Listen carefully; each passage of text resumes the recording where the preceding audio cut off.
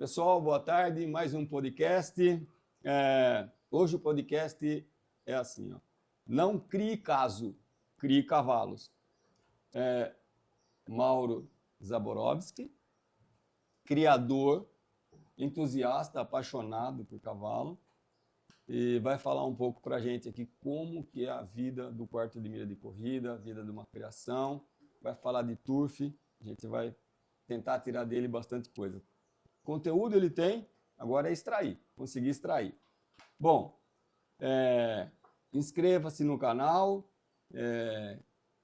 curta, comente e compartilhe no Spotify, no Instagram, interaja conosco. Bom, bem-vindo, obrigado, é uma honra estar aqui, sempre aprender. O homem é uma fera, óbvio, né? E vamos lá. É a primeira pergunta que eu faço para todo mundo. O que é um cavalo? O primeiro, doutor não, né? Doutor não. Tá bom. Primeiro, Pacola, é uma honra muito grande para mim estar aqui junto com você. Eu sempre aprendo estando com você e você realmente é uma referência nacional. Então, estar aqui já é uma honra muito grande de estar presente, principalmente vindo te visitar sem ter que visitar um cavalo meu aqui com você. É um prazer muito grande. E para mim o cavalo hoje, ele é família. Para mim o cavalo é amizade, o cavalo é o bicho mais lindo do mundo, é o maior carinho que a gente pode ter, é o que hoje forma a minha família. Quem é o Mauro? Bom, o Mauro é um louco apaixonado que gosta de produzir. Então eu sou um produtor. Eu gosto de criar cavalo, eu gosto de criar boi, eu gosto de criar sutiã e calcinha, eu gosto de criar cueca, essa é a minha vida, eu gosto de produzir. Então, o Mauro é um cara que sempre foi apaixonado em trabalhar, eu acho que tem muita gente que fala, né, quando você gosta daquilo que você faz, você nunca trabalha na vida, eu acho que eu sou um desses. 24 horas, 7 por 7, minha paixão. O Mauro é um cara que começou como vendedor na vida profissional e continuo até hoje. Sou vendedor, essa é a minha profissão. Um vendedor criador. Tá certo. Bom, antes da gente continuar aqui, eu vou fazer um pequeno adendo. Ele vai definir para mim por que que... Bom, você vai falar do quarto de milha, mas eu quero saber por que que o quarto de milha deu o nome de quarto de milha? Essa pergunta é fantástica, porque a grande especialidade do cavalo quarto de milha é a grande velocidade num quarto de milha. A corrida padrão do quarto de milha é um quarto de milha, que era onde começavam as disputas entre os fazendeiros. E o quarteirão nos Estados Unidos tem exatamente um quarto de milha. Então, o divertimento do fim de semana dos povoados, dos fazendeiros, era o meu cavalo contra o teu. Então, vamos correr de uma rua até a outra. Exatamente um quarteirão. E o quarteirão é um quarto de milha. E um quarto de milha são 402 metros. A milha tem 1.609 metros, um quarto de milha. Por isso que as corridas clássicas do quarto de milha são 440 jardas ou 402 metros.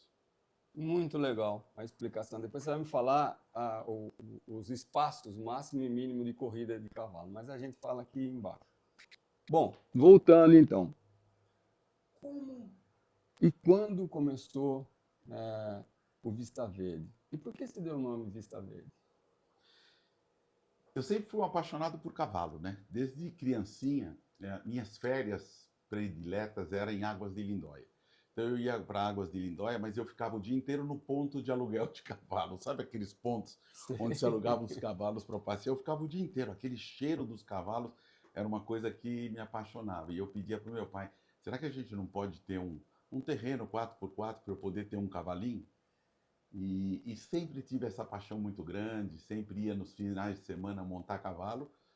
E aí um dia meu pai aqui em Boituva, ele junto com 40 amigos, eles compraram um terreno, condominiaram esse terreno, cada um ficou com um lote. E ele ficou com um lote aqui nesse terreno de Boituva. E do lado desse loteamento tinha um aras das flechas, que eram aras de cavalo árabe e depois também de puro sangue inglês. E aí, quando meu filho fez 6 anos, eu falei, vou comprar um cavalinho para ele. Era a desculpa que eu tinha para poder comprar um cavalinho para mim. Aí eu comprei um para o Marcos, que é meu filho, um para a Denise, que é minha filha, e comprei um cavalo meio sangue, quarto de milha para mim. E foi aí que eu me apaixonei pelo Paturi, que era um meio sangue, quarto de milha, e falei, vou criar essa raça. Vou criar quarto de milha por causa do Paturi, que era um cavalo que eu andava meio sangue e que era confortável, era dócil, era inteligente, era lindo, era a coisa mais preciosa que tinha. Eu falei, então, eu acho que eu vou criar quarto de milha. Mas para criar quarto de milha, eu precisava de um lugar. E o gerente desse Aras falou, Mauro, eu vou te mostrar um terreno que tem aqui de um amigo meu. E quando eu entrei, Pacola, era a coisa mais linda do mundo. No começo tinha um monte de limão, de árvores de limão, e depois um pasto muito grande. Pasto lindo, cheio de cupim, mas era a coisa mais linda do mundo. E eu nunca tinha visto um lugar tão verde na minha vida. Aí eu falei, nossa, a vista aqui é toda verde. E aí ficou Vista Verde. E a gente acabou comprando esse terreno e é onde hoje a gente tem o Aras até hoje. Não tem mais cupim nesse lugar. E aí vem algumas sortes que acontecem na vida, né?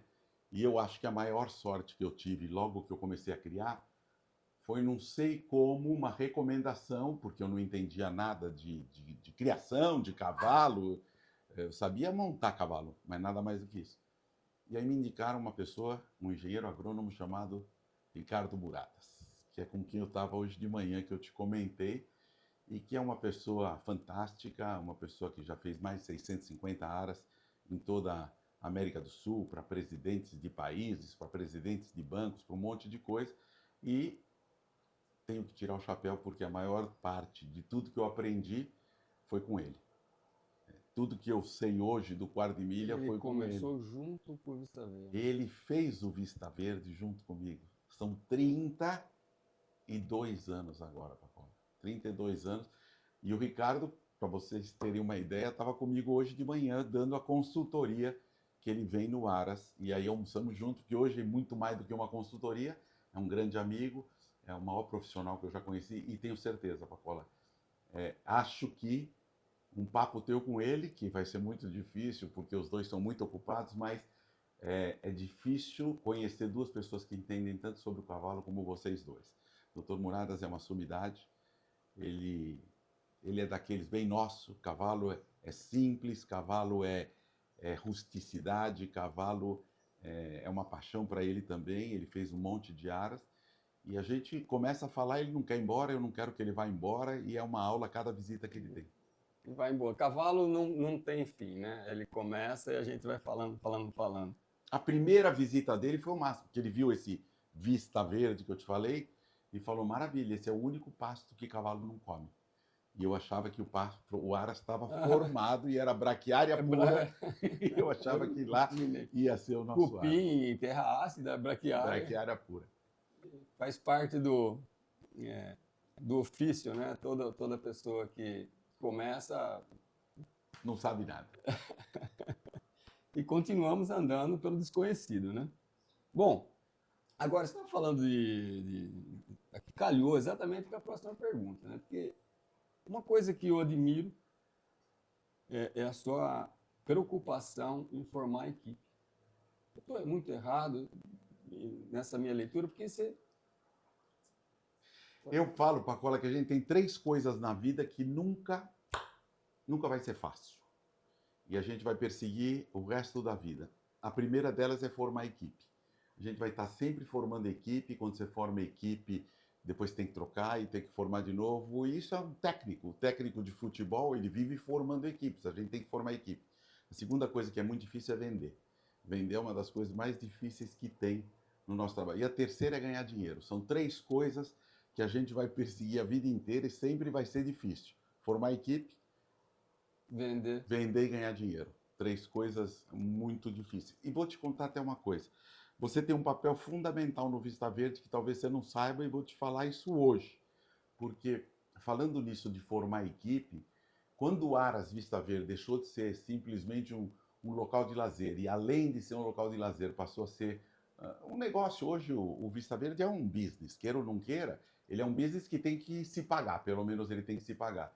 E ele se tornou isso quando eu decidi deixar de ser amador e se tornar mais profissional e contratar um veterinário para tomar conta do Aras, para gerenciar o Aras. Em vez da gente, como a maioria dos Aras tem, um administrador que às vezes é uma pessoa que sempre foi apaixonado por cavalo, cresceu no cavalo, mas não tem o estudo, a cultura para tocar o negócio, eu decidi ter um veterinário cuidando e falando contigo, você tinha inclusive aqui um residente, essa oportunidade que você dá para grandes veterinários que eu sei que já saíram daqui, e foi aí que eu conheci a doutora Bruna Amadi.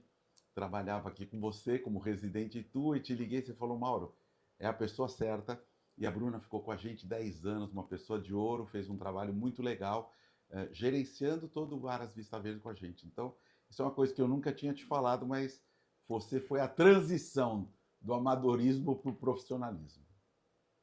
Muito legal. E o Aí, time é Bruna, mais importante. A Bruna está aqui? Não, a Bruna vai ver. Ó. A Bruna vai ver. Ela é realmente uma pessoa muito especial, foi muito especial na nossa vida. E formativa, você vê, hoje a gerente do nosso Aras é outra veterinária que foi estagiária da Bruna. Um amor. Um amor, doutora Taína, ouro em pó, uma das pessoas mais dedicadas que eu já vi na minha vida, apaixonada por cavalo, a vida dela é cavalo.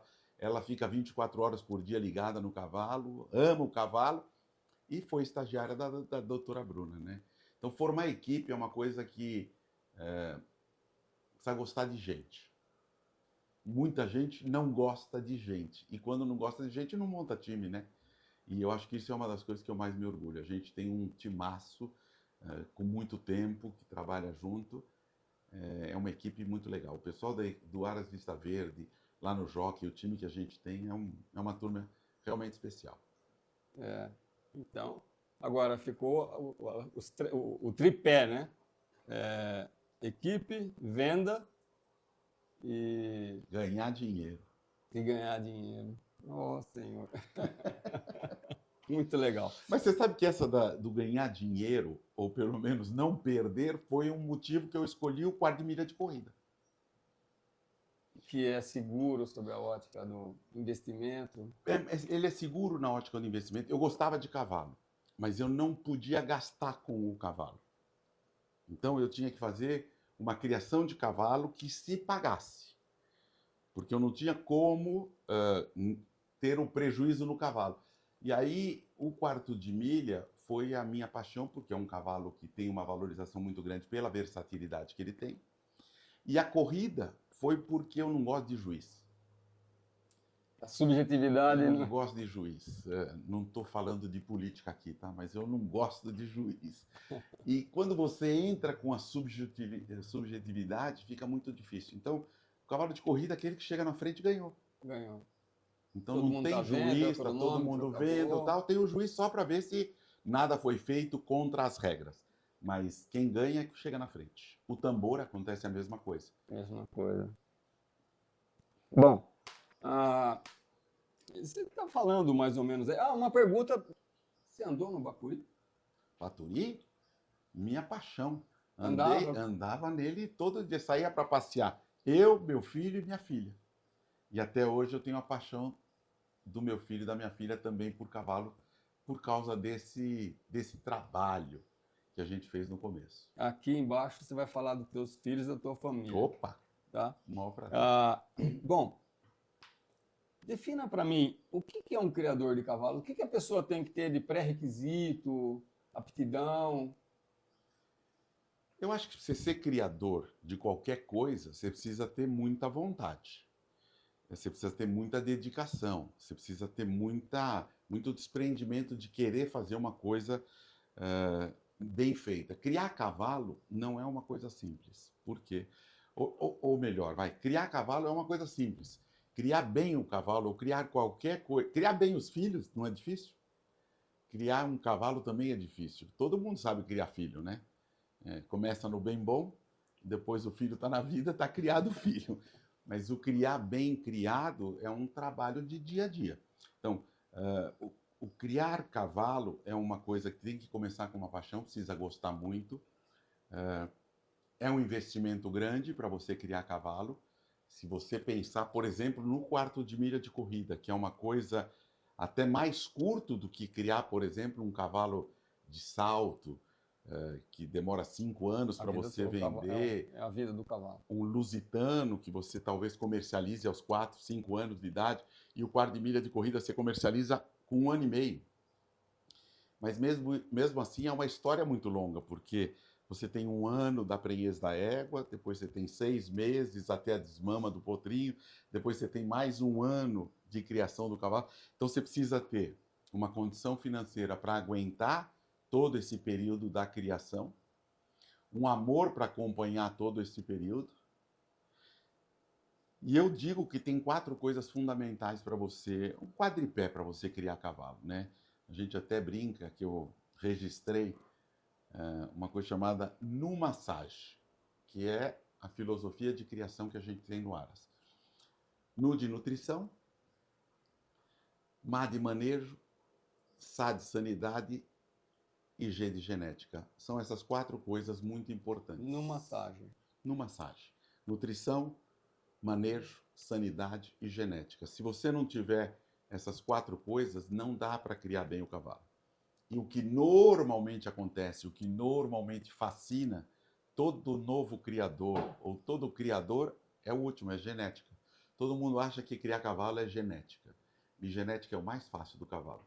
Se você tiver uma conta bancária boa, é mais fácil ainda. É só assinar um cheque que você consegue a genética. Vai lá e pega, né? E socialmente é mais gostoso falar sobre genética do que falar sobre sanidade, que nós estávamos falando antes de começar o podcast, do que falar de manejo, de equipe, de montar equipe. É muito mais gostoso do que falar de nutrição. Todo mundo acha que nutrição é ração e ponto, ração e feno. Então a genética é apaixonante, né? Todo mundo sabe. É o mais fácil de saber a genética, é o mais fácil de se conseguir a genética. E as 3 coisas mais difíceis na criação é nutrição, é sanidade e é manejo. A genética chega. Não, tem razão, né? Olha, é perfeito. No massagem. No massagem. No massagem. No massagem, vou guardar também. Agora, e o criador de cavalo, ele tem vários ingredientes, né? Ele tem a questão financeira, ele tem a questão sentimental, ele tem outras, ele engloba muita coisa, né? E o criador de, por exemplo, o criador de, com raríssimas exceções, o bovino ele não desperta o mesmo amor, né? É mais uma relação comercial, né? Vou vender, vou criar, vou vender. E então como que você vê assim criar cavalo com relação a outras espécies? Uma problemática que eu vejo, o quarto de milha, eu acho que até ficou bem mais fácil. Ele já tem uma cadeia produtiva mais linear. Mas, mesmo assim, o criador se depara com vários impasses. Às vezes vem alguém e faz uma proposta para um embrião. Então, às vezes, você vai vender o embrião vale 200 mil. Você fala, não vou vender o embrião. Daí você leva ele para parir, deu um problema. Você perdeu os 200 mil. Deu problema no parto, problema. Então, não existe uma linearidade, né? Tudo é linear. O boi, você sabe que é por arroba. Um bezerrinho vale 800, com 1 ano ele vale 1.200, com 2 anos ele vai valer 3, ele é linear. O cavalo, ele não tem isso, né? Então tem um momento. Como é que o criador, qual é o momento do criador se apegar ou se desprender? Então eu vou te contar uma coisa que eu estava te falando, que eu sou vendedor. Quer dizer, eu gosto de vender. O que é vender? Uhum. Vender é você atender a necessidade do teu cliente. Para mim é isso. Então, quando uma pessoa quer comprar, por exemplo, nós que somos criadores de cavalo, ele quer comprar. Então, tem algumas fases. Ele quer comprar uma cobertura ou ele quer comprar um cavalo. Para que ele quer? Então, a primeira coisa, por exemplo, quando uma pessoa compra um cavalo ou uma cobertura, a primeira coisa que eu falo para quem compra uma cobertura, para quem quer comprar uma cobertura, é que tem que ter garantia de potro vivo. Por quê? Porque ninguém compra uma cobertura porque quer o sêmen do cavalo ou porque quer um potrinho. Então ele tem que ter a garantia de ter o potrinho. Essa é a necessidade dele. Então esse é o primeiro ponto. Segundo, quando alguém me fala, Mauro, eu quero comprar um embrião, mas ele não quer comprar um embrião. A pessoa quer comprar um potrinho, quer comprar um potro. Você concorda? Então, para que vender um embrião onde a pessoa vai ter que criar esse embrião, não sabe o que vem, se vem macho, se vem fêmea? Isso é para o criador, entendeu? O cliente final que é o potro. E aí nós temos um sistema de comercialização que eu acho que é inteligente. Então uma pessoa chega no Vista Verde, por exemplo, eu faço um leilão anual onde eu vendo toda a minha produção. Então eu coloco toda a produção à venda. Às vezes as pessoas querem comprar antes.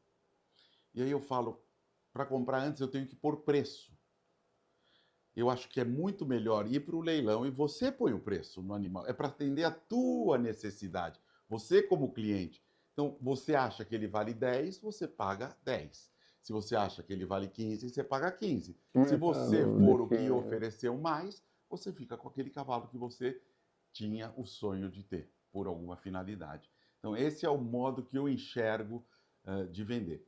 E tem uma parte afetiva muito grande.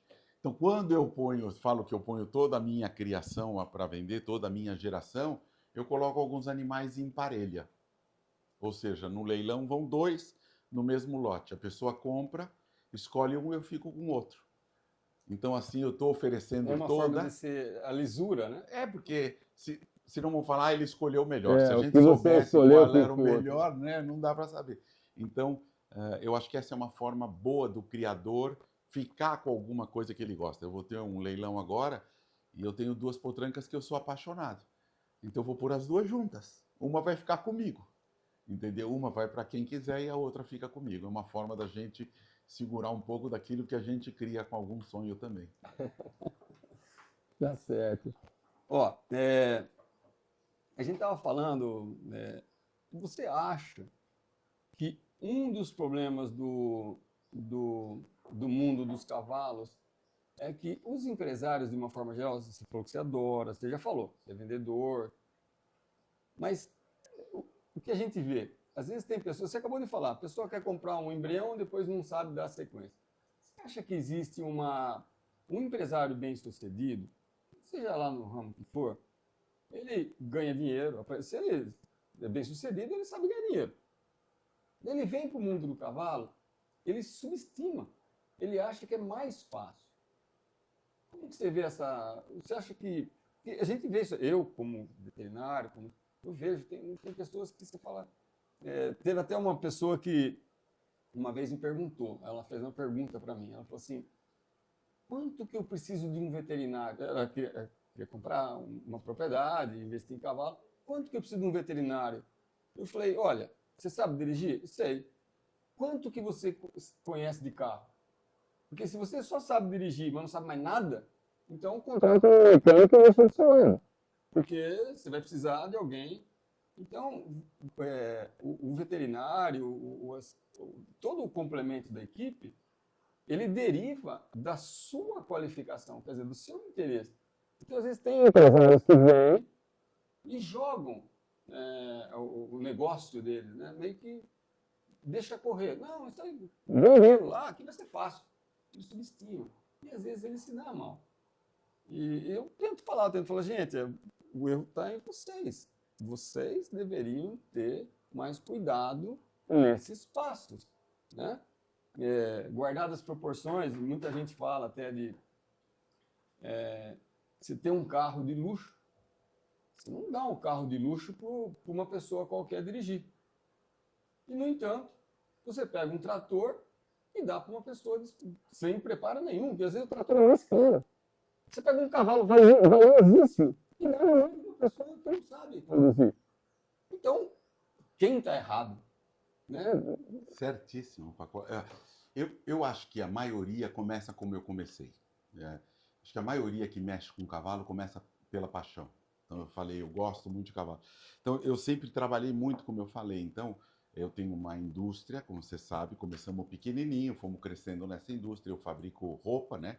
Lingerie para mulher, cueca para homem, pijama, essas coisas.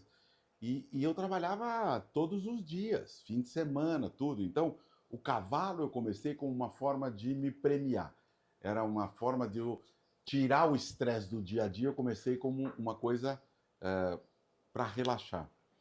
Mas da mesma forma como você falou, tem que ser administrado da mesma forma que eu administro minha empresa, da mesma forma que a gente administra a nossa família. Tem que ter planejamento, tem que cuidar, como você falou. Eu te falei que para mudar, para ser mais profissional, eu contratei um veterinário para cuidar, para gerenciar o Aras. Porque é uma pessoa que conhece o cavalo, conhece o meio rural, é muito mais fácil o bate-papo, muito mais fácil você conversar com alguém que está dentro do ramo. Então, você precisa, para tocar um Aras, você precisa tocar de maneira profissional.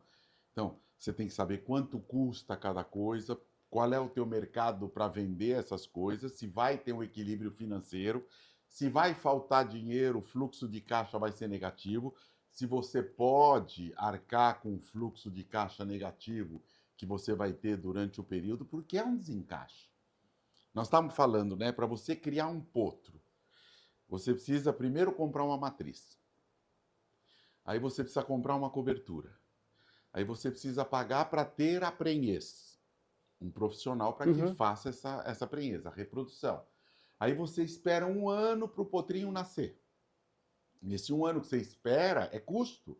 Você está pagando funcionário, você está pagando adubo, você está pagando ração, você está pagando tudo para aquele potrinho durante esses 11 meses.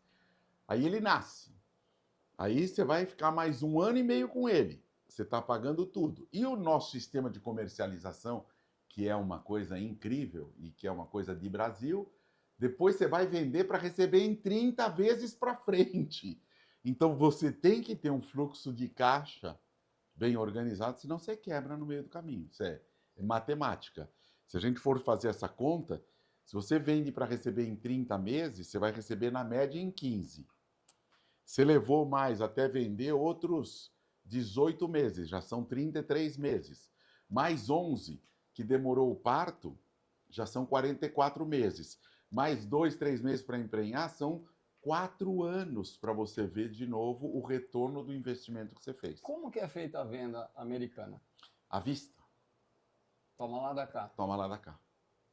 Eu acho tão interessante porque eu montei meu plantel dessa forma, Pacola. Eu queria ter no meu plantel uma base de fêmeas interessantes. Então, sempre eu ia nos Estados Unidos buscar essa quarta coisa que é a genética, dentro do meu sapato, dentro do que eu posso fazer. Então, eu comprava uma potrinha e falava, vou correr ela com um pedigree para ser mãe. Se ela correr, ótimo. Se ela não correr, ela tem a genética para ser mãe e eu vou fazer. E durante esses 32, 33 anos do Aras Vista Verde, a gente foi acumulando boas linhas genéticas dessa forma.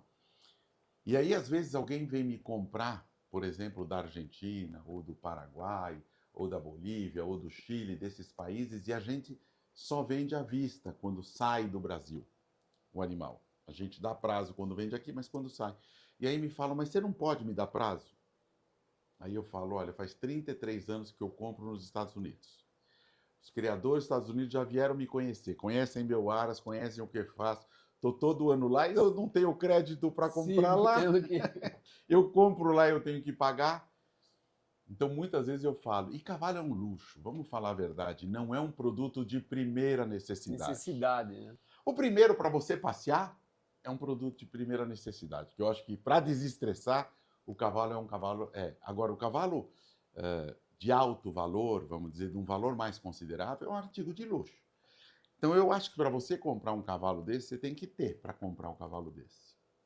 Você não pode depender de um trabalho, depender de uma venda, depender de alguma coisa para comprar aquele cavalo. Essa é minha visão. Eu acho que você pode comprar um cavalo se você puder comprar esse cavalo. Se não, junta e depois compra. Eu acho mais fácil. O cavalo tem o problema da liquidez, ele não é uma mercadoria, não é uma melancia que eu vou ali na feira, vou vender ali, vou ganhar. Ele não tem essa dinâmica, né? Ele é mais complexo, né? O mais barato do cavalo é o cavalo. Porque depois tem os custos, tem a manutenção do cavalo. O cachorro, a mesma coisa. Você não vai cuidar de um cachorro? Para você comprar um cachorro, você não precisa levar ele no veterinário, você não precisa cuidar da vacina dele, você não precisa cuidar da alimentação dele. Um cavalo é igual. Você vai comprar um cavalo, você vai ter todo o prazer de ter um cavalo, mas você vai ter a despesa. Vai ter despesa dele. Normal. Então tem que saber se você pode fazer conta. Tudo com planejamento funciona. Tudo sem planejamento, não é nada. nada. Não Nada. funciona, não dá. Entendeu? Falando do Mercosul, não existe nenhuma interesse em fazer tipo um Mercosul do cavalo. Desculpa, falando Mercosul, América Latina, você vende cavalo para América Latina e tal. Fazer uma cooperativa mútua, tipo a BQM, não precisa mais fazer um processo de exportação, oficialmente falando. Olha, o cavalo vai para o Paraguai, é um Mercosul, são países limítrofes, tem alguma... Agora, você falou a coisa mais certa do mundo, quer dizer, não tem motivo, de novo na minha visão, né, de se cobrar impostos em cima de uma coisa que você está gerando emprego, você está cuidando de um cavalo, você está trabalhando família, criando amizades, e os países criam um monte de entraves para isso. Você sabia que para você importar hoje um cavalo dos Estados Unidos, você vai pagar quase 40% de imposto? Porque você vai pagar 23% de ICM sobre a importação do cavalo e do frete sobre o valor total do cavalo e do frete. Isso inviabiliza, em grandes partes, você poder trazer uma genética melhoria para cá. A mesma coisa acontece no Mercosul, na América Latina, como você falou. Então, o que acontece muito hoje? Eu tenho clientes na Argentina, no Paraguai, na Bolívia, no Chile, no Uruguai, em todos esses países. E a maioria desses cavalos são exportados sem ser exportados. E quem perde com isso? Perde a associação, perde os criadores, perdem os compradores, porque vale muito, é muito importante o desempenho desses cavalos. E quando se perde essa história, é triste para todo mundo. Agora tem outro benefício. Eu acho que o cavalo, além de tudo, ele gera grandes amizades. E eu acho que as grandes amizades que eu tenho hoje são do cavalo. Sem nenhuma dúvida. Hoje eu vou para os Estados Unidos, fico em qualquer lugar lá. Se eu quiser não ir para hotel e ficar na casa de amigos, eu tenho amigos fantásticos em Louisiana, no Novo México, em Oklahoma, na Califórnia, tudo isso por causa do cavalo. Na Argentina, eu tenho amigos que vêm e ficam na minha casa da Argentina, do Chile, do Paraguai, do Uruguai, da Bolívia, todas essas amizades que a gente criou por causa de uma mesma paixão. Eu digo que a pessoa séria que gosta do cavalo, os sérios que gostam do cavalo, a gente cria uma conexão difícil de ter em outras coisas. É fantástico o que ele está falando, fantástico, fantástico. Tem um amigo meu que ele fala que o cavalo ele é um vírus que pica a gente. Depois que a gente está contaminado, a gente passa a viver aquilo, né? E agora, você falou uma outra coisa aí, voltando um pouquinho para trás, eu queria só pegar um gancho. Por mais que eu brigo muito o cavalo ter ele ser enquadrado de forma ambígua. Um boi, ele é um bem de produção. Um suíno é um bem de produção. Um cachorro é um pet, ou animal de companhia. Então, a legislação para você lidar com um boi é uma. Você tem que seguir regras de rebanho, de manadas. O que significa doenças, transporte, etc, etc, etc. Um cachorro você pode levar onde você quiser. E você pode tratar de qualquer doença que ele tiver. Você define, olha, o meu cachorro não tem valor, não tem... Valor comercial. Não tem valor, olha, eu só posso gastar 1.000, 2.000, 3.000, você gasta quanto você quiser. Você gasta por teu desejo. Então, o animal de produção, ele segue regras muito estanques. E o animal de companhia, ele é flexível. Você não vai, ninguém vai falar assim, ó, não pode levar teu cachorro no veterinário porque não tem GTA. Ninguém vai falar isso para você. Não, você não pode ir, não vai receber e tal. E eu brigo para que o cavalo receba esse selo de duplo enquadramento. Por hora, ele é um bem de produção. E ele deve, sim, seguir regras pertinentes a bens de produção, animais de produção. Mas ele tem que ter escapatórias, né? Plano B. Ele também pode se enquadrar. Aí entra cadastro, como que o criador se auto-intitula, porque no meio do cavalo tem o produtor e tem o usuário. Sobre a ótica da legislação, você pode ser enquadrado como lei do consumidor ou não. Ou não. Você não é uma pessoa que é amadora, só quer brincar, tem um cavalinho e tal, não sei o que lá. Ele não pode ser submetido à mesma regra, à mesma imposição legal. Eu brigo bastante por isso, porque espontaneamente você falou, olha, fiz muitas amizades, ganhamos muitas coisas, o cavalo nos traz muita coisa. Então, eu luto para que o cavalo seja visto pela sociedade de uma forma única, porque ele é único. É único. A paixão que a gente tem pelo cavalo fez com que o cavalo fosse, entre aspas, confinado. Porque o cavalo, historicamente, né, o cavalo, você é professor nisso, mas ele é da Érica Eocena, né, uma época muito antiga. E ele sempre foi nômade. Né? O que cavalo... eu falo muito sobre nutrição, principalmente com o Dr. Ricardo Muradas, né? Que ele é um grande defensor de pastagens, um grande especialista em pastagem. Todas as principais pastagens que tem de cavalo ele trouxe para o Brasil. E ele é um defensor de que a comida do cavalo é o pasto. E o pasto, o cavalo, ele era nômade. Ele ia andando onde tinha. Então, agora verão aqui, ele ia nesse vale, comia o pasto que estava lá, começava a esfriar, ele ia para outro pasto e ele vivia dessa forma. O amor do ser humano pelo cavalo, a paixão do ser humano pelo cavalo, a relação homem-cavalo, ela é tão forte que a gente botou uma cerca e trouxe ele para junto da gente, ou uma cocheira, mas vamos dizer, num piquete, e trouxe ele mais perto da gente. Então, quando você fala isso sobre o cavalo, é um bem de produção, mas eu acho que nada se equivale ao amor ao cavalo. Estou te falando de verdade. Não, é muito grande. E eu acho que é isso que gera essa amizade que eu falei para você, né? Porque você se imagina indo para a Argentina e ficando na casa de um amigo? Nunca. Você se imagina um amigo teu vindo do Paraguai e ficando na sua casa? Você fala, não, não tem o porquê. Só que o amor pelo cavalo, esse envolvimento com esse animal, que ele o bate-papo, o incomum que nós temos gera essa amizade. Quando você falou da Taína, da própria Bruna, olha, elas respiram cavalo, a Taína vive cavalo.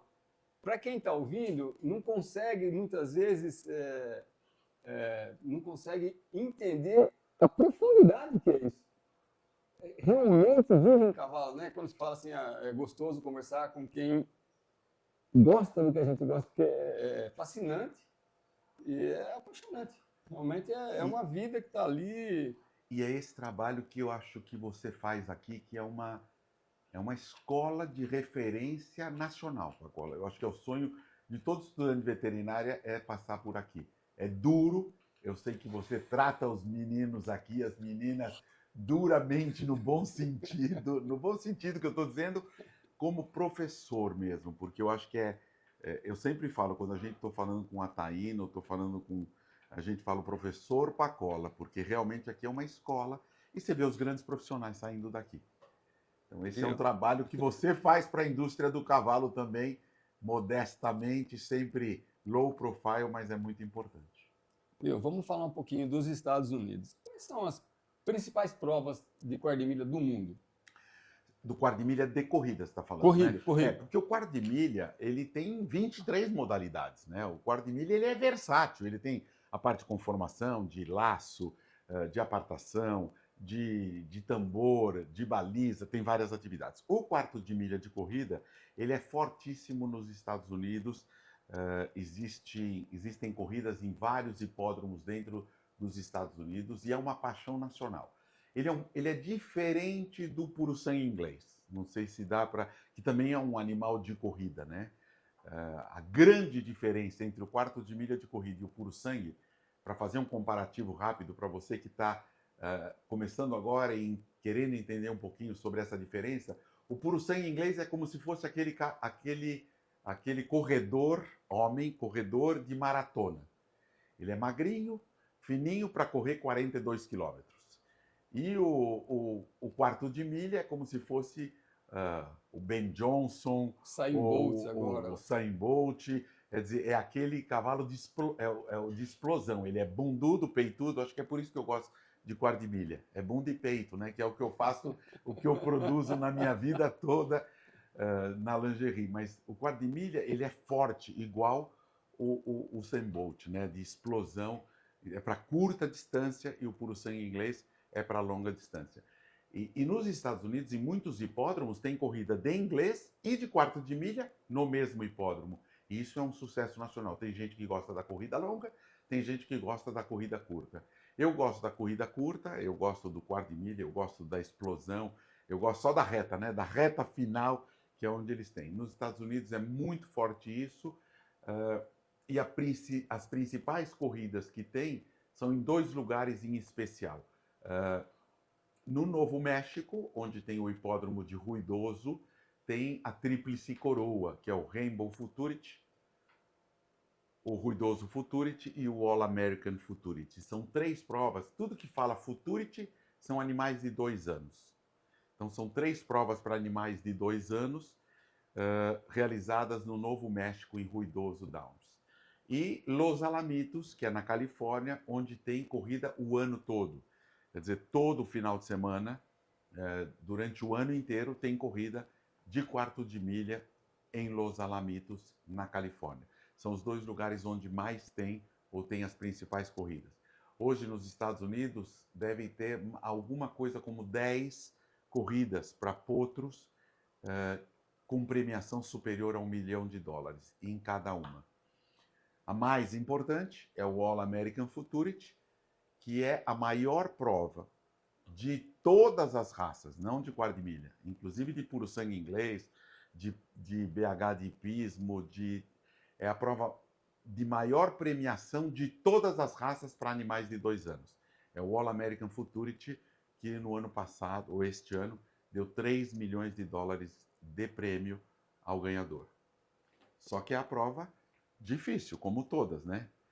Os cavalos se inscrevem quando são desmamados, alguma coisa como 3.000 cavalos fazem a inscrição. Quando eles têm 2 anos, eles participam de uma classificatória. Eu tive esse ano lá nos Estados Unidos para assistir as classificatórias do All American Futurity. É algo, um sonho, porque parece que você está dentro de um filme, né? São 2 dias, com 15 páreos em cada dia, das classificatórias do All American Futurity, para 2 anos. São 150 potros que correm num dia, 150 potros que correm no outro dia, ou seja, 300 potros dos 3.000 que se inscreveram. No primeiro dia, os 150 correm em 15 páreos, de 10 animais em cada páreo, e classificam só os 5 melhores tempos. Dos 150, só os 5 melhores tempos. E no dia seguinte, dos 150, só os 5 melhores tempos vão para a final. É uma seleção muito grande. E nessa final tem o ganhador do All America. É um único ganhador dos 10 finalistas. É dia sequencial também? Não, o All American Futurity, ele tem as classificatórias num final de semana, onde corre sexta e sábado, 15 páreos, e 15 dias depois se faz a final. 15 dias depois. 15 dias. O cavalo não corre dia sim, dia não. Ele corre 15 dias depois da final. Entendi. Bom, voltando um pouquinho para o Brasil, as nossas linhagens são muito aquém ainda das americanas. Como é que está o nosso plantel? E aqui embaixo, depois eu vou perguntar um pouquinho mais de PSI e vou perguntar também se nós temos representantes aqui de ganhadores do All American. Aqui no Brasil, eu acho, não tenho certeza absoluta, nós temos uma genética já muito igual à genética americana, porque toda a nossa base veio de lá. Então, se você hoje vê os garanhões, são todos provenientes dos Estados Unidos, como vindos importados ou como filhos desses importados, uma base de matrizes muito importantes vinda. Acho que a gente é muito forte já na genética e sem a menor dúvida que a importação do sêmen congelado também deu um upgrade muito grande para a genética, porque a gente pode, por exemplo, utilizar no Brasil o sêmen do melhor cavalo do mundo hoje. Então, o melhor garanhão hoje do mundo, se você pode usar o sêmen dele aqui no Brasil e registrar esse potro aqui, com uma coisa que a BQM, junto com os criadores americanos, com a Aqua, a Associação Americana, eles fizeram de 3, 4 anos para cá uma coisa que eu achei extremamente positiva e que muito criador está criticando. Você conhece o jeitinho brasileiro, né, Pacola? Então, já aconteceu, talvez raramente, mas pode ter acontecido, um criador brasileiro vai para os Estados Unidos, comprava uma cobertura de um determinado cavalo, vinha aqui, trazia as palhetas para inseminar, e hoje, com o processo de ICSI, da biotecnologia, que depois nós podemos até falar um pouquinho, em vez de fazer um produto, faziam vários produtos. Hoje isso não é mais possível. Hoje você não compra mais uma cobertura de um cavalo americano para usar o sêmen aqui. Você compra o direito de registro.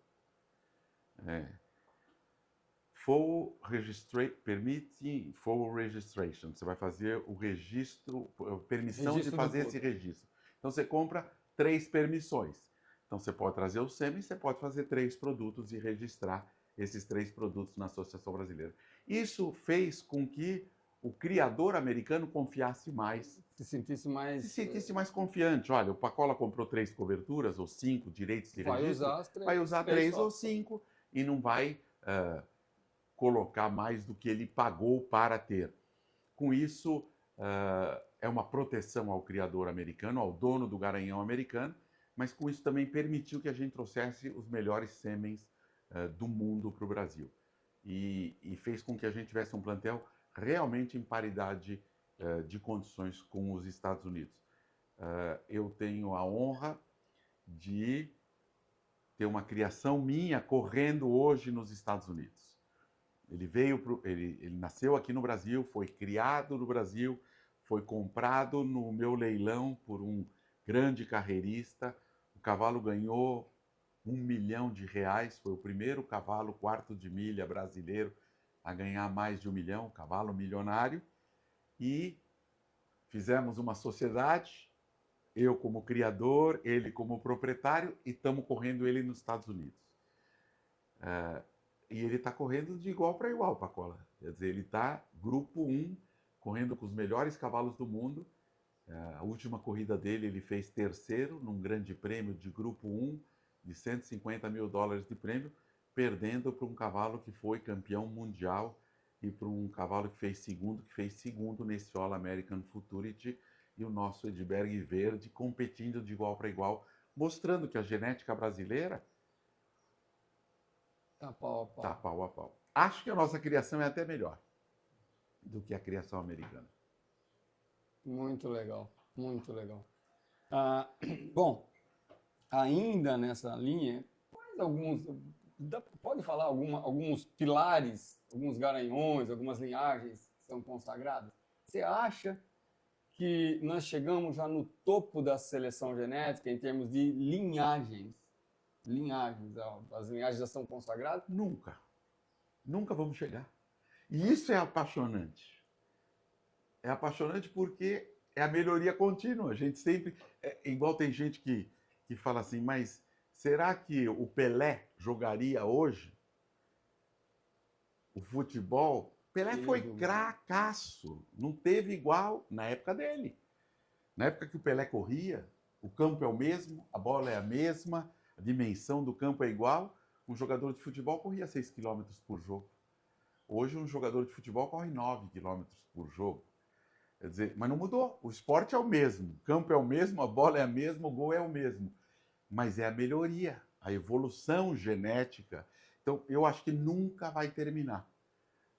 Acho que tem alguns pilares muito importantes da criação do quarto de milha de corrida. A linhagem do First Down Dash foi um marco fenomenal, que ele é filho do Dash for Cash, do top Dash for Cash, o First Down Dash. Aí nós temos a linhagem do Mr. Jess Perry, e First Down Dash. Aí nós temos a linhagem do Beduíno, muito importante também, a linhagem do Special Effort, e eu até diria Corona Cartel, embora o Corona Cartel seja filho do Roland Easy, que é First Down Dash, mas eu acho que são 5 linhagens muito importantes. Essa é uma vantagem, é muito simples. Você entender de genética do cavalo quarta-milha de corrida é fácil, é simples.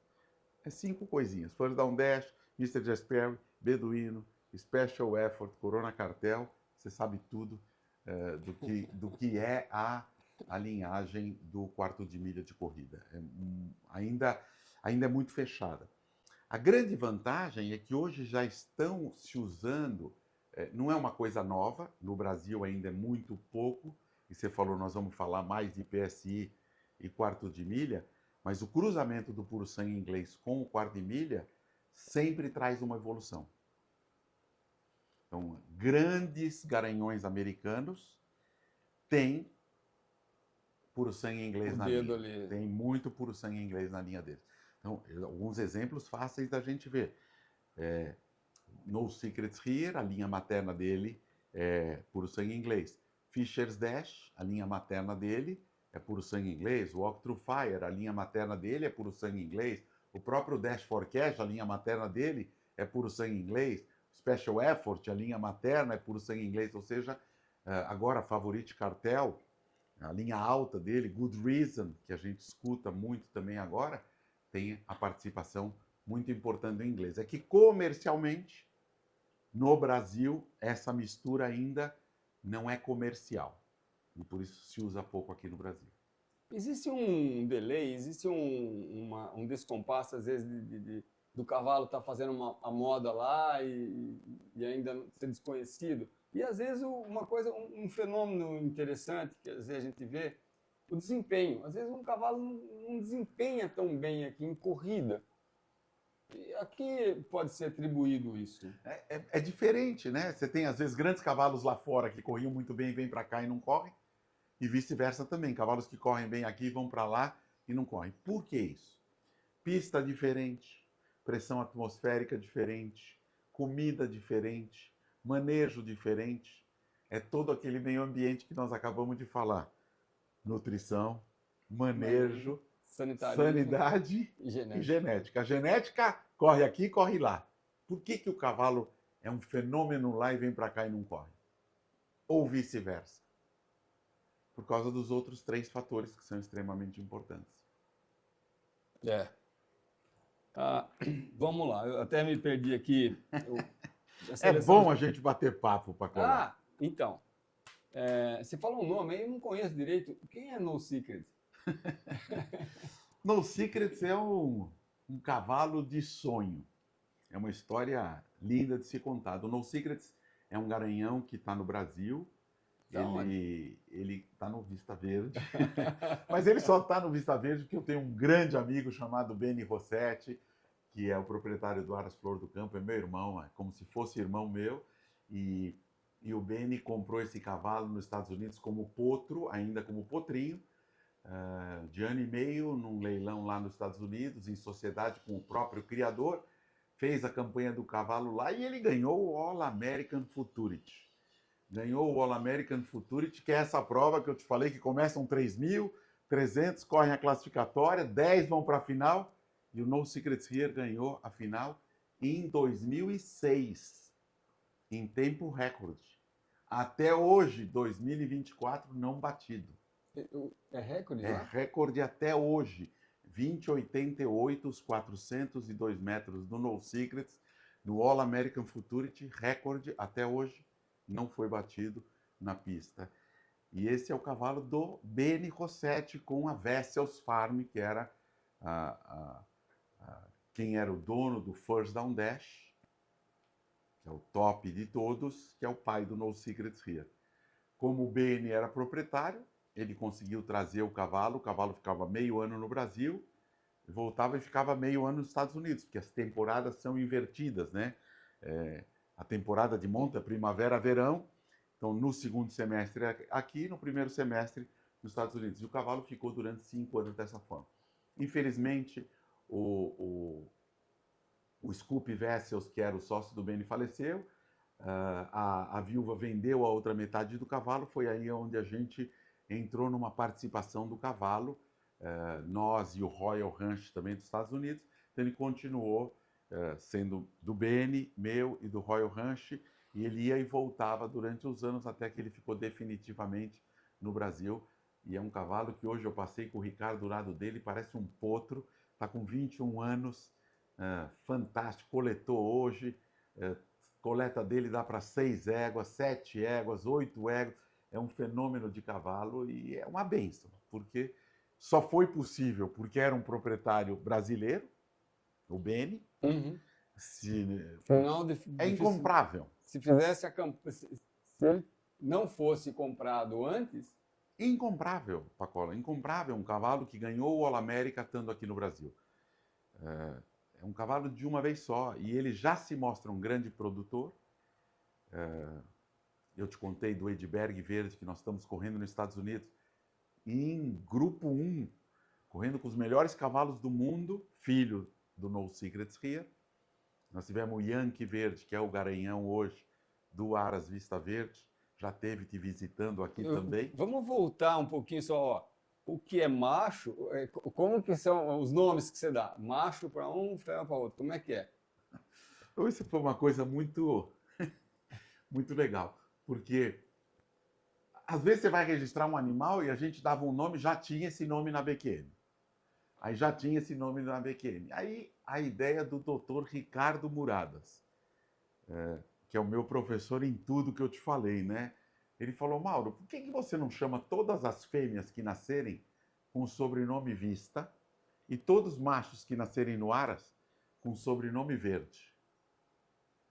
E nós ficamos discutindo isso para umas 2, 3 visitas do Ricardo, que eu falei, Ricardo, eu não sei se eu tenho essa coragem. Porque todo mundo vai saber se for Vista, que é nosso, e se for Verde, que é nosso, que nasceu no Vista Verde. E se não correr? Nós estamos colocando no nome. Ele falou, mas nós confiamos no que nós produzimos, pode colocar. E a gente colocou.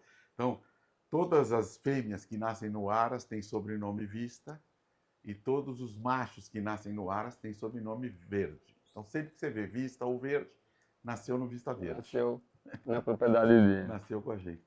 E aí eu estava te contando que o No Secrets já tem 2 garanhões aqui no Brasil fortes, de potencial forte. Ele já é produtor de garanhão de mais de $1 milhão em produção nos Estados Unidos. Ele, como fêmea, é fantástico, produtor com avô materno, ele é fantástico. Nos Estados Unidos, acabou de ganhar um grupo 1 também, um neto materno do No Secrets Here, lá nos Estados Unidos. Esse ano eu tenho 4 matrizes, filha do No Secrets. Os 4 ganharam, os filhos dessas 4 aqui no Brasil. Quer dizer, é um cavalo para construir base genética. É um cavalo que vai construir uma linha materna muito legal, além de ser pai de pais, que é uma coisa difícil. Se você pegar os grandes garanhões do Brasil, grandes garanhões que vieram para o Brasil, te falo o nome de vários, mas todo mundo sabe, é difícil você encontrar um que produziu garanhão. Né? Nós temos talvez o Gold Medal Jazz, que produziu Jack Gold. Que mais? Difícil lembrar alguma coisa aqui. Tivemos outro cavalo ganhador do All-América que veio para o Brasil, que é o Teller Cartel, do Aras Porto Fino, que o Marcos Ribeiro importou esse cavalo para o Brasil. Eu acho que a genética está bem evoluída, bem forte aqui no Brasil. Então nós temos que levar o cavalo brasileiro para o mundo. Para o mundo, abrir fronteiras, né? Não ficar dificultando, às vezes, acessos aqui do nosso lado. Abrir. Não é fácil, Pacola, vou te falar por quê. Para levar um cavalo para lá, precisa ter coragem. Eu falo isso pro meu sócio, o Royal Ranch, que é da Ana Angélica, da Isana, da Gil, do Everton, da Almolim, que quando compraram o Edberg Verde, fizeram a campanha no Brasil, o cavalo foi um fenômeno. O cavalo ganhou o Mega Race, o cavalo ganhou o Potro do Futuro, o cavalo ganhou mais de R$1 milhão. Quer dizer, ele estava no auge dele, e aí eles tiveram a coragem de mandar para os Estados Unidos. Uma coisa é você disputar aqui no Brasil. Outra coisa é você pegar um cavalo desses e levar lá para fora, como, por exemplo, o Ara Jaguaruana levou também a Mississau agora, foi para os Estados Unidos também. É muita coragem, junto com o Moisés do Ara Maria Clara. É muita coragem de você levar para lá, porque você vai jogar contra o Barcelona, vai jogar contra o Real Madrid, vai jogar contra o top do top. Entendo, concordo em partes, mas eu vou pedir aqui, lembra do que o Muradas falou, que siga.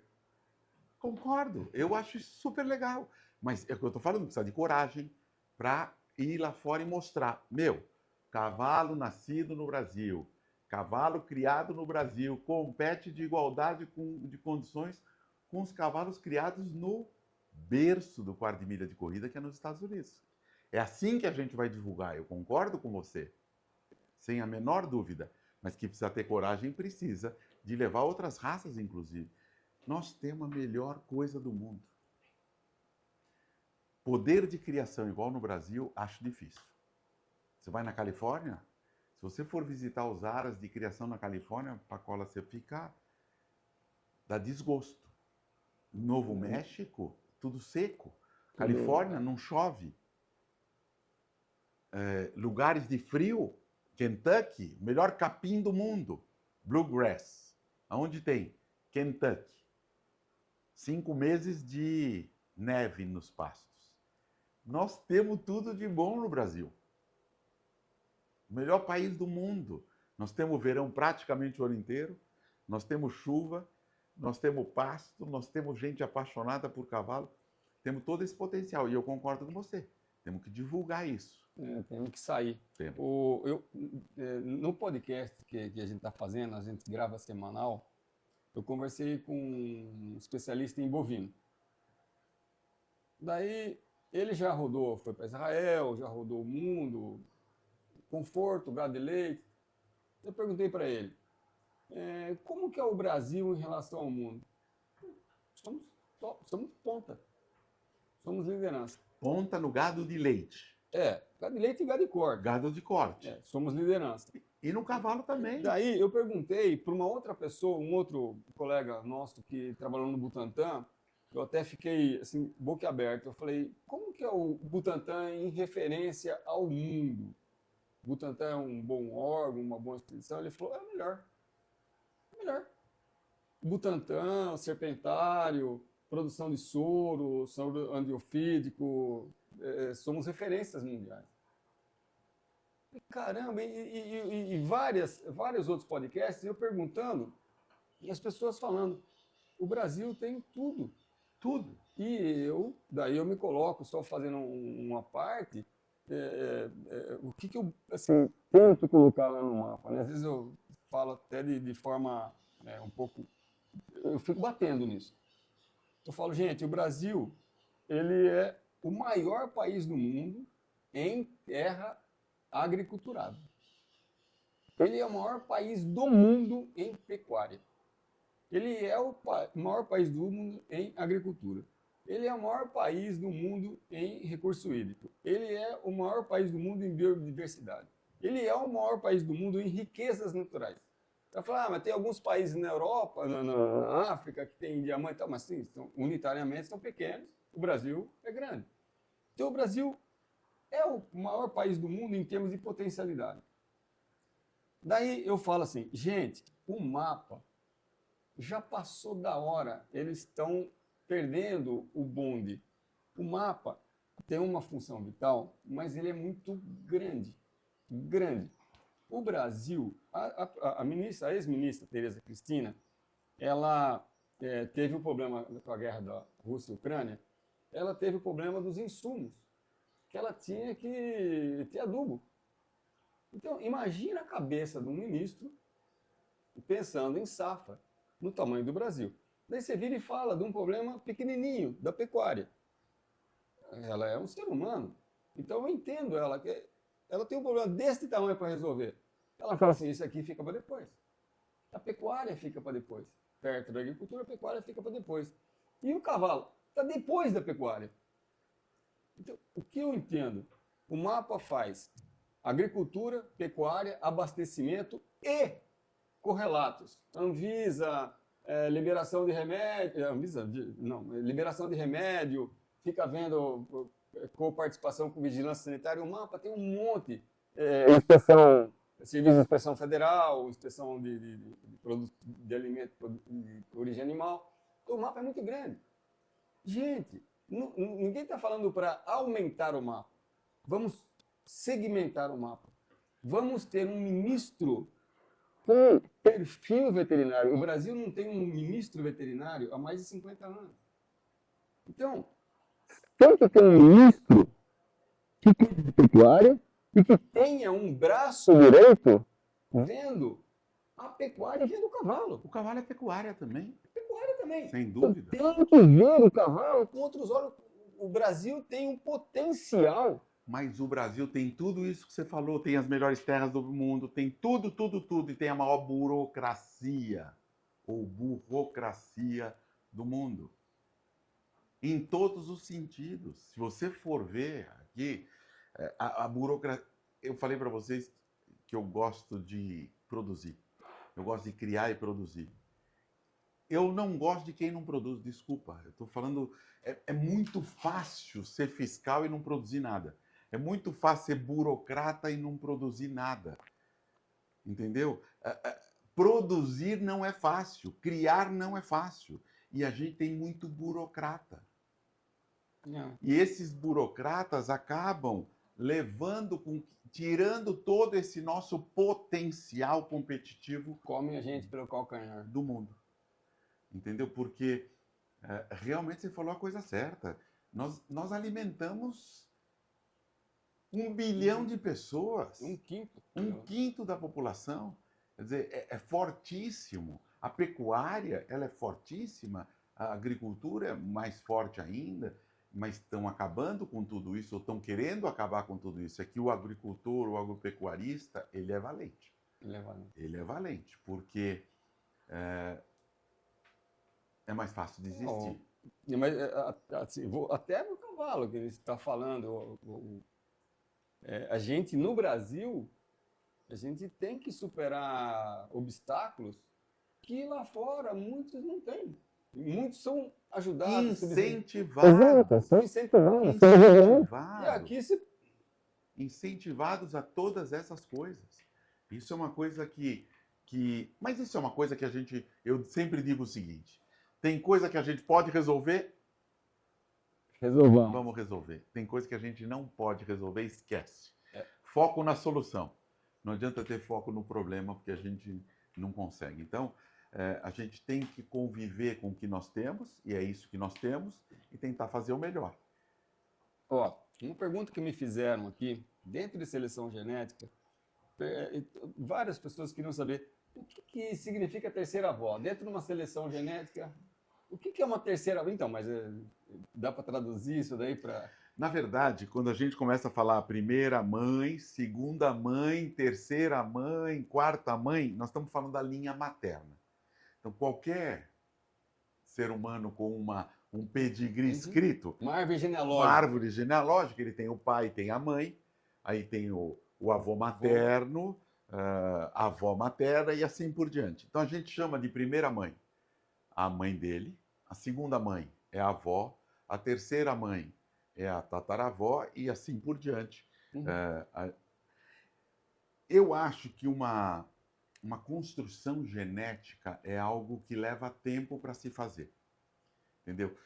É seleção genética, Eu tenho certeza. Eu acho que não é isso? É demora, seleção. lógico. Então, a importância da terceira avó que você fala, que seria a terceira Terceira mãe, mãe? talvez, que é a tataravó, É. talvez é a tataravó, é importante para os fundamentos. Eu tenho uma égua no meu aras, que talvez é uma égua que me dá muita alegria. Eu tenho filho dela correndo agora, ganhou filha do Yankee, pra você ter uma ideia, filha do Yankee, numa égua minha chamada Orli Vista.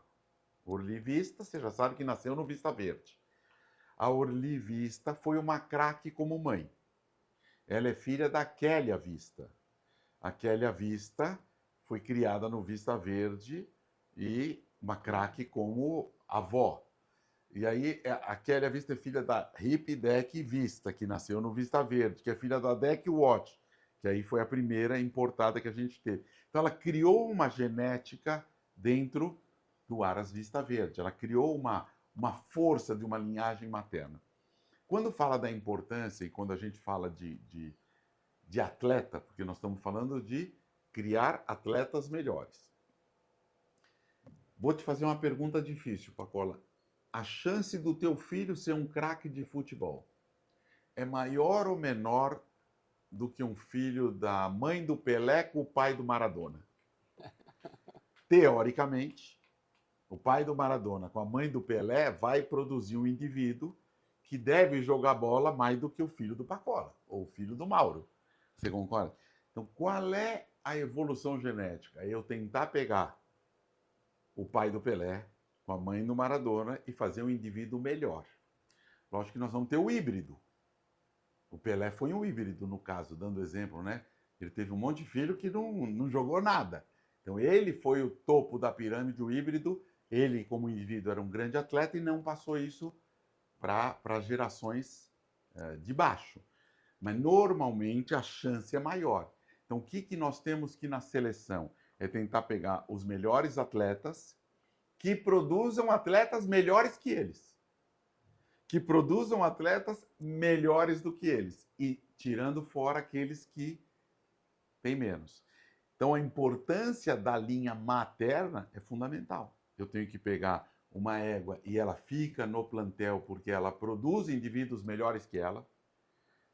E a filha dela produz indivíduos melhores que ela. E a neta dela produz indivíduos melhores que elas para a gente ir fazendo a seleção. E aí vem a parte difícil que você falou, que é o emocional. Como é que eu vou vender ou vou tirar do meu plantel um animal que eu gosto tanto? Mas se ele não produziu, ele está indo contra o projeto de melhoria genética que você está fazendo para melhorar continuamente. Então, a seleção é dolorida. Mas isso não é no cavalo. Isso é no cavalo, isso é no boi, não é verdade? Isso é no boi, no leite, em toda a área de melhoria genética. Bom, eu queria perguntar um pouquinho, né, o Mauro Zaborowski, ele já foi presidente também do Jockey. Queria perguntar um pouquinho de turf. Eu, assim, existe uma diferença muito grande entre turf e criação, né? Mais, talvez um pouco mais cristalizado isso daí no PSI, onde quem é do turf é do turf, quem é de criação é de criação. Às vezes eles querem colocar tudo na mesma panela, mas são mundos diferentes, né? O turf é a finalização. Acho que o Marcos gosta mais do turf, né?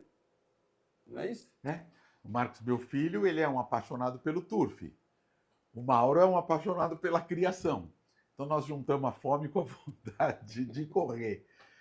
Na verdade, o turf é composto de um monte. O turf é a corrida de cavalos. Então, na corrida de cavalos, você tem corrida de cavalos árabe, puro sangue inglês, quartos de milha, mas vamos nos reter isso. Dentro do turf, você tem toda a equipe do turf. Entra o jockey, os tratadores, e os treinadores e os veterinários do atleta. É o atleta. Do atleta Ali no turf nós estamos falando do atleta, do jogador de futebol, ou do atleta que é que está em campo. Está em campo e que vai correr e toda a equipe montada. Eu brinco até que chega a ser uma escuderia de Fórmula 1, né? Você tem os mecânicos, você tem os que fazem o carro, os que projetam o carro, tudo isso é o turf em si. E tem o proprietário. Quem é o proprietário? O proprietário é uma pessoa que é o dono do cavalo e que vai correr através do seu jockey, do seu treinador, vai participar das corridas. Você tem a parte da criação, que é onde vai fornecer esses atletas em potencial para o turf. Entendeu? O turf vive das apostas. O turf vive da premiação. Quer dizer, o proprietário, ele compra um cavalo porque ele gosta da competição, ele quer ver o cavalo dele correndo, mas ele quer a premiação. Por isso ele faz o investimento comprando o cavalo. Da onde vem essa premiação? Para sustentar o prêmio e todo o hipódromo, o entorno do circo inteiro, quem paga é o apostador. O apostador, ele aposta na corrida, uma parte da aposta dele vai para o Jockey Club, o Jockey Club paga os prêmios, paga toda a administração e paga o prêmio para o proprietário do cavalo. Para ele mesmo. Na verdade, a lei brasileira não é só o prêmio para o proprietário. Tem o prêmio do proprietário, tem o prêmio do criador, tem o prêmio do treinador, tem o prêmio do jockey e tem o prêmio dos cavalariços. Tudo isso é lei. Então, quando você pegar um programa, vai estar escrito assim, premiação, R$100 mil, menos as despesas de lei. Então, é R$100 mil para tudo isso. Na premiação de um cavalo de corrida, ganha o proprietário, ganha o treinador, o jockey, o cavalariço, o criador e o governo. Tem 15% de imposto sobre todo o dinheiro que você ganha nas corridas de cavalo também. O governo é sócio também nas vitórias do turf na premiação. Então, por isso que eu falo turf. Então, quem é o mais importante no turf? Não dá para a gente falar quem é o mais importante. Todo mundo é importante dentro de uma cadeia. Mas tudo parte do apostador. E o apostador é o cara que tem que ser respeitado. O apostador que é um turf honesto. O apostador que é um turf correto. O apostador quer poder jogar num cavalo e saber que ele está jogando num cavalo que vai correr tudo que ele sabe para ganhar aquela corrida de forma limpa, honesta e que ele tudo tenha transparente. chance. Tudo transparente.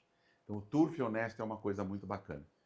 E você falou, eu fui presidente do Jockey Club de Sorocaba, e eu te falo com o coração muito aberto, o Jockey Club de Sorocaba é, na América do Sul, no quarto de milha, a entidade mais séria, mais transparente, mais correta para realizar as corridas do quarto de milha de corrida.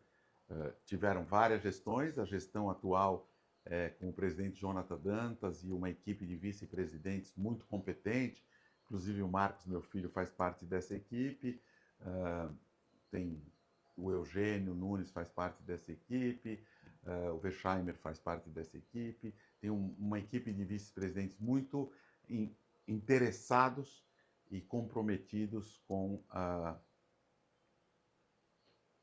licitude, com a correção, com a transparência do Jockey Club de Sorocaba. É uma coisa que acho que é importante, todo mundo, eu particularmente, sou do lado de fora, mas eu acho que é importante destacar o que eu vejo. Eu acho que a gente precisa aumentar a participação das pessoas. É tão fácil apostar e às vezes as pessoas não têm. Eu mesmo não aposto em cavalo, né? E às vezes eu falo assim, eu queria dar estimular um pouquinho esse segmento. O cavalo não é jogo de azar, né? Não é classificado como um jogo de azar. O cavalo é um jogo onde você pode fazer análise para ganhar, né? Existe análise matemática, você pode ver fazer todo um histórico de corridas, entender os cavalos, enfim. E não é simplesmente jogo de azar, como muitos querem colocar, né? E, estatisticamente, o cavalo, apostar em cavalo é uma das formas mais fáceis de você receber o retorno, Dividendos. o dividendo, né? Isso procede? Você já comeu comida? Você gosta de comida japonesa, Pacola? Gosta, né? Gosto. Mas no começo, comer comida japonesa, quando a gente Tem que começa, acostumar, tem que né? acostumar, não tem? Aposta em cavalo de corrida é igualzinho comida japonesa. Você começa, você não sabe nada, você estranha um pouco, né? O peixe cru e não sei, depois vira uma delícia e todo mundo acaba gostando. É difícil você achar alguém que não gosta de comida japonesa. E a aposta em cavalo é igual por tudo isso que você acabou de falar. Não é jogo de azar, é lógica. Também nós estamos falando com um ser vivo. Uhum. Pode ser que um dia o cavalo não acordou do jeito que ele queria, pode ser que um dia o outro superou-se e vai correr melhor, mas é uma coisa de lógica, que tem uma estatística, que tem. Então, hoje, se você vai, por exemplo, no Jockey Club de Sorocaba, você tem esses cavalos que vão correr. Eles vão te contar tudo sobre cada um desses cavalos, como é que ele treinou, como é que foram as últimas corridas dele, qual é a velocidade que ele fez, qual é o índice de velocidade que ele tem, para você poder fazer a escolha que você acha mais certa. Lógico que o cavalo que tem mais chance, ele vai te dar um rendimento menor. E o cavalo que tem menos chance, né, que a turma chama de azarão, é o que vai te dar mais retorno se ele ganhar, porque ele é uma zebra para ganhar. Mas a coisa mais divertida é que, maioria das vezes, o favorito ganha, mas o azarão também ganha. Agora, falando em respeito, e eu sei que é uma coisa que você também é apaixonado e a gente conversou muito, principalmente na época que eu era presidente do Jockey Club de Sorocaba, é a idoneidade do turf, que é o drugs free, que é o turf livre das drogas, que isso é mundial. Isso aí já virou... sabe quando a gente fala, o meu produto tem qualidade? Qualidade não é nenhuma vantagem competitiva. Qualidade é obrigação para você ter no teu produto, você concorda? Para entrar no jogo, você tem que ter qualidade. É a mesma coisa do turf. O turf tem que ser limpo, ele tem que ser em igualdade de condições. Ganhe o melhor. Ganhe o melhor treinado, ganhe o melhor criado, ganhe o melhor montado, mas não o melhor medicado. E essa foi uma briga que a gente teve muito grande durante muito tempo. E hoje, todas as provas do Jockey Club de Sorocaba são com exame antidoping depois das corridas. Então, são feitos exames antidoping em todos os cavalos depois das corridas. Isso é importante por 3 motivos. Primeiro, por causa do apostador. O apostador, ele é a base da corrida, ele tem que ser respeitado. Então, ele tem que saber que ele está disputando uma prova limpa. Segundo e mais importante, por causa do cavalo. O cavalo é um atleta. Então, porque a própria nome já diz, né? Droga. O doutor sabe muito bem que a diferença entre a droga e o veneno é a dose, não é verdade? Então, é o cavalo livre das drogas. Ele não precisa de droga para correr. Ele precisa de droga como medicamento, se ele eventualmente precisar, mas não para desenvolver ele como atleta. Então, o cavalo é muito importante. O bem-estar animal é uma coisa que a gente defende, todos nós. E a terceira é a igualdade de condições, que vence o melhor dentro da mesma regra. Então, você vai ver um jogo de futebol, você sabe que vai ter um sorteio, vai aparecer alguém que vão ver se nenhum jogador está com alguma vantagem em cima dos outros. A mesma coisa acontece hoje nos principais hipódromos do Brasil. Então você pega o hipódromo de Cristal no Rio Grande do Sul, o hipódromo do Paraná, o hipódromo da Gávea no Rio de Janeiro, Cidade Jardim em São Paulo, Jockey Club de Sorocaba, aqui em Sorocaba, todos esses são hipódromos que têm esse respeito ao apostador, ao animal e à igualdade de condições, a disputa limpa, a disputa com transparência, livre das drogas. Agora, e a aposta em si, né? O que a gente poderia fazer em termos de Brasil, não falo nem de jockey, em termos de Brasil, sobre fomentar a aposta? Porque tem países que, nossa, É fantástico. E isso eu posso te falar de cadeira cheia, porque meu filho, Marcos, eles fizeram um grupo de 4, 5 amigos e criaram uma coisa chamada Turf Aposta. Então, eles fizeram um projeto que incluiu aplicativo no celular, onde aí ele fez contato e fizeram parceria com todos esses hipódromos, com o hipódromo do Rio Grande do Sul, do Rio de Janeiro, do Paraná, da Gávea, de Cidade Jardim, de Sorocaba, onde qualquer um pode apostar hoje no celular. Se aposta no celular, com a grande vantagem que uma parte dessa aposta é repassada para os hipódromos. Então, hoje, nós estamos no sábado. Se você quiser jogar nas corridas do Rio de Janeiro, com o aplicativo você pode apostar no Rio de Janeiro. Amanhã, domingo, você quer apostar em Cidade Jardim, se aposta. Dia que tem corrida no Jockey Clube de Sorocaba, se aposta no Jockey Clube de Sorocaba. E para o leigo é muito mais legal, porque é uma aposta com rateio fixo. O que é o rateio fixo? Você faz uma aposta de 1 e sabe que se ganhar esse cavalo vai ganhar 3. Você faz uma aposta de 1 e sabe que se você ganhar, você vai ganhar 8. É fixo. Porque às vezes no hipódromo você não entende como é que é feita, né? Eu joguei 1 e estava escrito que eu ia ganhar 8. Aí correu o páreo, eu ganhei só 4. O que aconteceu? É que mais gente jogou neste cavalo, então diminuiu o rateio. No rateio fixo, você jogou 1, sabe que vai ganhar 3. Jogou 1, sabe que vai ganhar 4. Para o leigo, isso é muito importante. É muito importante para quem não conhece o cavalo, Pacola, entrar sabendo, entrar conhecendo o bom e o ruim. Porque senão a pessoa entra, sabe quando você põe um Alka-Seltzer? Ela se frustra. Frustra, você põe um Alka-Seltzer aqui, né, aquele comprimido, ele sai fazendo toda aquela efervescência, depois ele murcha. Por quê? Porque ele não sabe que a aposta é dessa forma, ele não sabe como correr no Jockey Clube de Sorocaba, qual é o treinador, como funciona, quanto custa por mês. E a gente fomentando, você fala muito de fomento, né, dessas coisas. Nós criamos o Estúdio dos Amigos, que você é um dos fãs, né, do Estúdio dos Amigos. O Estúdio dos Amigos é uma pessoa que quer correr um cavalo de corrida, não sabe como, vem com a gente.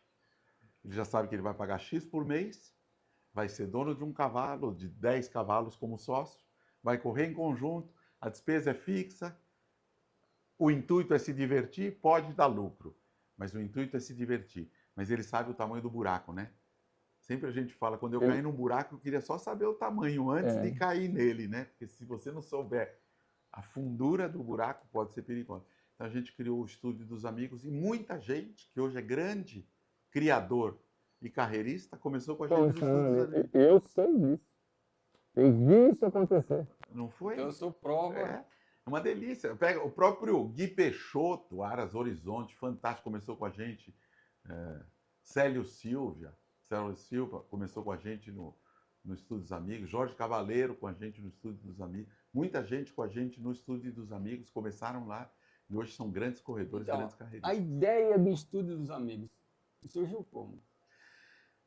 Porque eu sempre achei assim, eu falei, caramba. É copiado dos Estados Unidos. Nos Estados Unidos, hoje você pode ser dono de um grande cavalo, eles pegam um cavalo, cotizam esse cavalo, e você tem uma despesa fixa por mês desse cavalo, e você é dono dele. Então, é um condomínio levando o cavalo para correr. Eu vou te dar um exemplo. Para 2025, nós montamos o Estúdio dos Amigos para 2025. São 10 cavalos que nós vamos correr, 10 potros que nós vamos correr o ano passado. É uma escuderia com 10 atletas.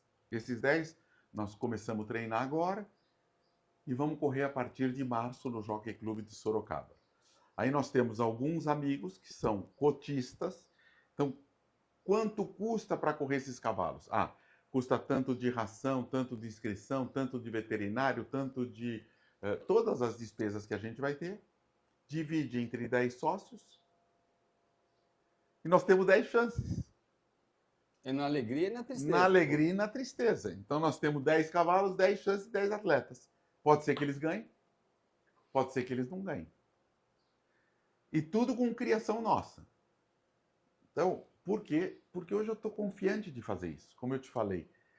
Por que uma pessoa entra para correr, para ser proprietário de cavalo de corrida? Qual é a motivação primeira da pessoa? Prazer. Qual é a necessidade primeira do meu cliente? Prazer em competir e ganhar a corrida. É verdade? A pessoa entra, ninguém entra porque eu quero ganhar dinheiro com um cavalo. Eu entro porque eu quero correr, Fica bem, né? quero ter uma diversão e quero ganhar a corrida. Então, esse ano terminou agora as competições.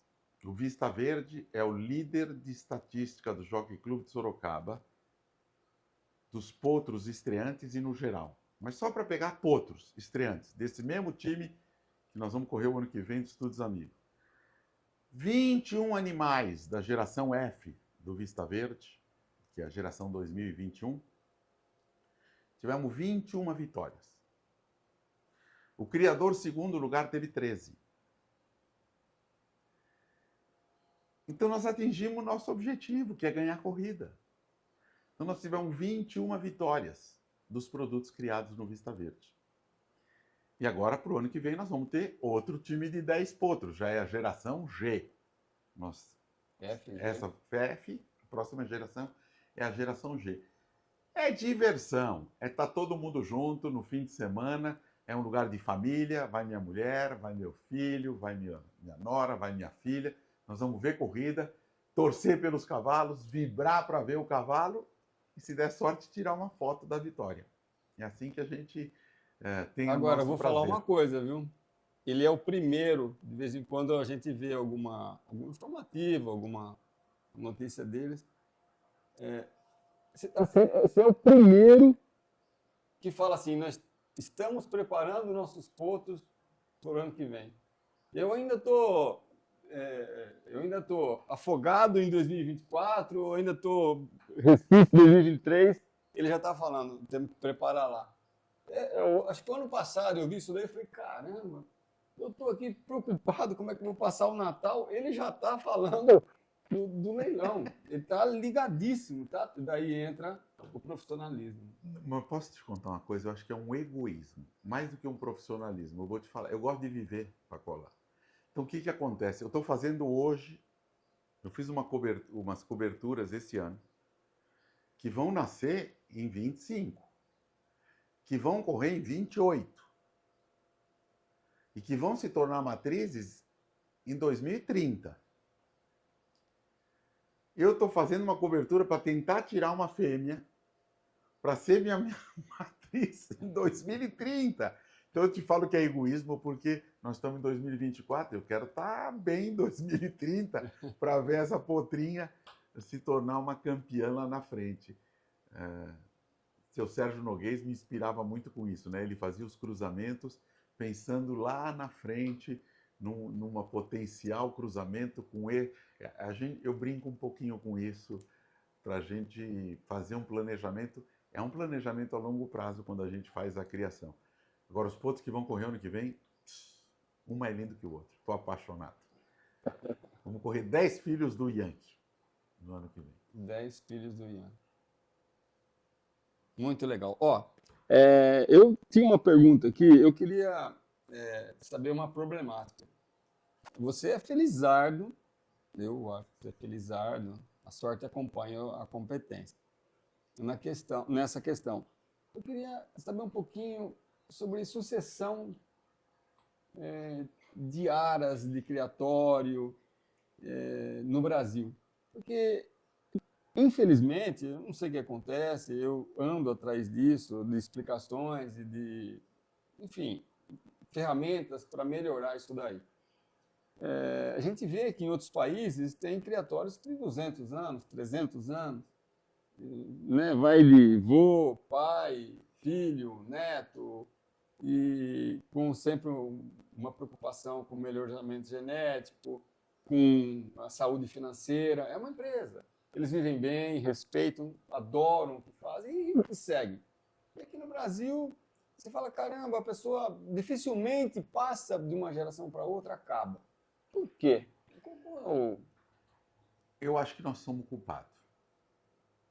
Você colocou super bem colocado. Tudo dá trabalho, Pacola. A gente, para fazer alguém dar uma continuidade, a sucessão que você está falando, a gente tem que fazer as pessoas gostarem e conhecerem, porque você vai conhecer quando você gosta. Voltando na comida japonesa, você vai gostar quando você conhecer. Você vai gostar de viajar quando você viajar, você vai gostar... Então, eu invisto grande parte da minha vida, do meu tempo, na minha família com os cavalos.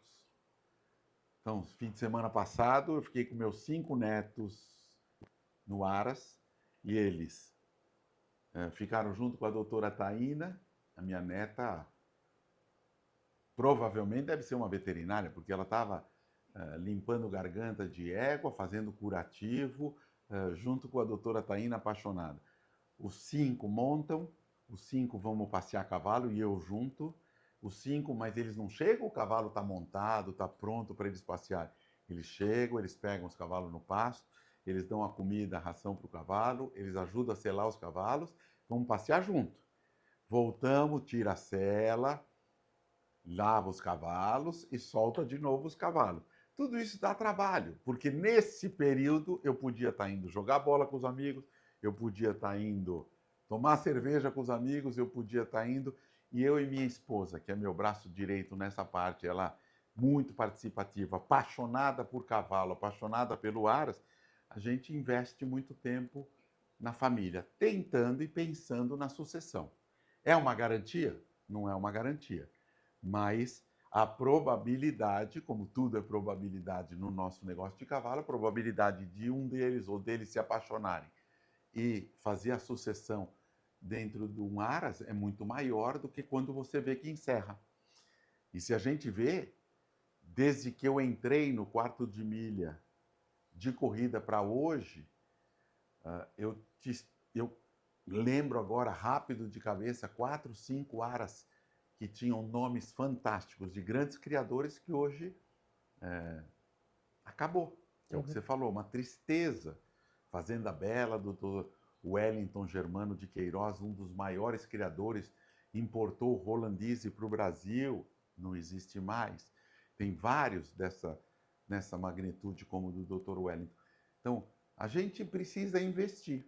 E não tem melhor investimento do que o nosso filho, nosso neto, nossa família se envolver com o cavalo. Fica longe de besteira, fica longe de droga, fica longe da cidade grande, fica longe de todas as porcarias, e a gente traz eles para o campo, para a vida do campo, para respeito ao animal, para cuidar do animal, para ter a responsabilidade. Eu acho isso extremamente importante, Pacola. Sinceramente, eu acho que a gente tira ele das telas. Né? As crianças hoje, qualquer um que você quiser deixar, ele quer ficar no celular, ele quer ficar na televisão, ele quer ficar... tira, leva para o cavalo, põe selar cavalo, põe da escovar cavalo, passear com cavalo, não tem coisa mais gostosa. Eu acho que os melhores papos que eu tive na minha vida com meus filhos e com meus netos foi em cima de um cavalo. Olha, que legal, que depoimento. Eu acho que assim eu gostaria de encerrar com essa reflexão para todo mundo realmente pensar, né, o que vai ser do futuro, o que vai ser das sucessões, das próximas gerações, né, porque eu acho que o maior problema com toda essa questão de BEA, a questão de, às vezes, de outras modalidades, as ONGs vindo em cima e tudo, e falando do cavalo, eu acho que o maior problema ainda está por vir. Porque pior do que, olha, o parque está liberado para fazer uma vaquejada, conseguimos a liberação. O pior de tudo é quando falar, o parque está liberado, e o treinador falar, ou o treinador, ou o vaqueiro, obrigado, mas agora eu já não quero mais, meu filho já foi para a cidade, meu filho está fazendo outra coisa, passou. Então, eu acho que a cultura equestre ela tem que ser preservada, tem que ser né, cuidada, tem que regar todo dia E dá trabalho. e dar trabalho. E dá trabalho. Realmente dá trabalho. E é exatamente tudo isso que você falou. É uma paixão. Você vê as provas de tambor, famílias todas reunidas, dá sequência. É esse trabalho que precisa ser feito. Família. Família é muito importante. Você vê a tua família. Eu vejo a tua família aqui junto com você, trabalhando junto com você, estando aqui junto com você. Isso é, isso é uma coisa que não tem preço. Na minha opinião, isso não tem preço. Isso é a maior vitória que um pai pode ter. Então, parabéns para você também por tudo isso que você está criando aqui e por toda essa paixão que você tem pelo cavalo. A gente vê as tuas lutas, Pacola, toda a tua defesa em coisas que muita gente se acomoda e não quer falar sobre esses assuntos. E você briga, você é briguento nessas coisas. Mas é isso que faz o cavalo evoluir. E para mim é uma honra muito grande estar aqui do teu lado. Para mim você é um papa no assunto. Eu brinco. Eu sei que você queria encerrar naquilo lá, mas eu não posso deixar uma coisa. E é um conselho para todo mundo que cria cavalo. O cavalo é um cristal. Dr. Ricardo Muradas, meu professor, meu chefe. Eu não troco de piquete sem ele vir. Pra você ter uma ideia, eu não troco de piquete sem ele vir no Aras para me fazer esse aconselhamento. E eu sei que é verdade. Né? E ele fala, cavalo é um cristal, Mauro. Cavalo é maravilhoso tudo, mas ele é um cristal. A gente precisa cuidar com muita coisa. E uma das coisas muito grandes que acontece com qualquer cavalo, qualquer doença mais grave, mesmo eu tendo uma veterinária que eu sou apaixonado, que é incansável, que é trabalhadora, a primeira coisa que a gente faz é chama o caminhão do Pacola. Chama o caminhão para estar aqui. Se a gente conseguiu resolver o problema no Aras, bárbaro. Paga o frete e estamos felizes da vida. Não conseguiu, o caminhão está lá, chega mais rápido no Equicenter, aqui do Dr. Pacola, e aí a gente sabe que está em boas mãos, que vai cuidar com o mesmo carinho, fora o profissionalismo, mas com o mesmo carinho que a gente cuida. Muito obrigado. Obrigado você por esse companheirismo. E eu tenho a sorte de estar a 8 quilômetros daqui.